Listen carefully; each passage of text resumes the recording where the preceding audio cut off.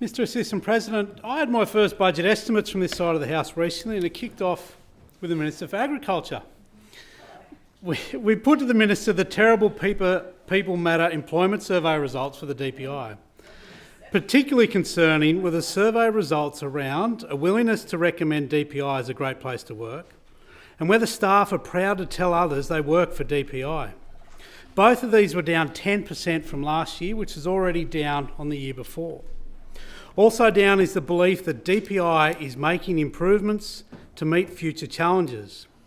Under this minister, only about 50% of staff believe this to be true. So the other 50% don't believe the Department of Primary Industries is making the improvements needed to meet future challenges. Very, very worrying, I would have thought. When we put these results to the minister, not only were these concerns dismissed, but we learnt the minister hadn't even seen the results. Instead, we were criticised for asking questions and having an interest in staffing of DPI. If the Minister for Regional New South Wales doesn't understand why people are concerned about an organisation critical to the state's primary industry sector and a major employer across regional New South Wales, including in Orange, then we've got a serious problem on our hands. It's no wonder the People Matter survey results are so bad, with the headcount at DPI falling by almost 200 in the 12 months to July last year. Around 10% of the department gone in one financial year. Redundancy payments shot up sevenfold to $7 million, and long service leave payments have more than doubled to just shy of $20 million. This at a time when we have some very real and very dangerous biosecurity threats floating around, some genuine market threats, and a time when we're looking at some real change in the way we farm going forward. Yet some of our most experienced and dedicated people are leaving the department. Now, I'm not begrudging anyone for taking long service leave, particularly after the stresses they've been through over the past couple of years, but this brain drain is concerning. Also concerning, despite countless opportunities, the Minister refused to rule out reduction in capacity at the department's research stations. I know there's a report on the future of these institutions sitting with the Minister waiting for a release, yet we wait as patiently as we can for some clarity around what this future looks like.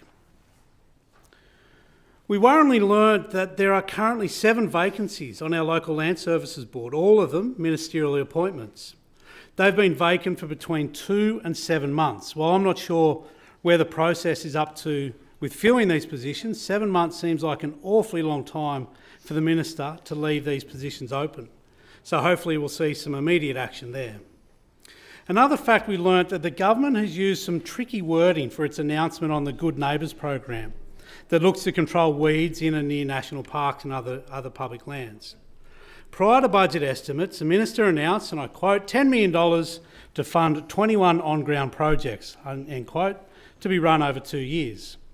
However, we learnt that the funding for these 21 projects is only $3.4 million.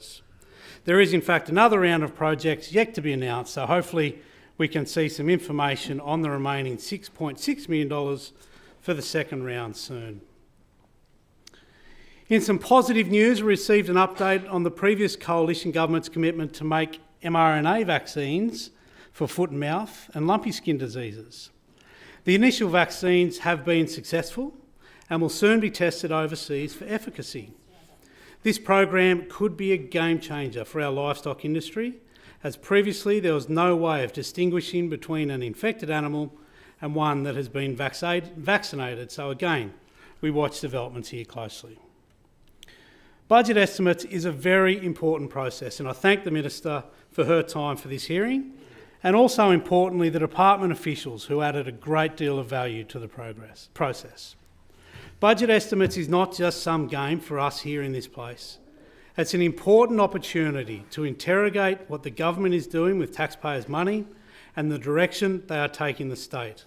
And we do that on behalf of the people of New South Wales who deserve this process to be treated with respect.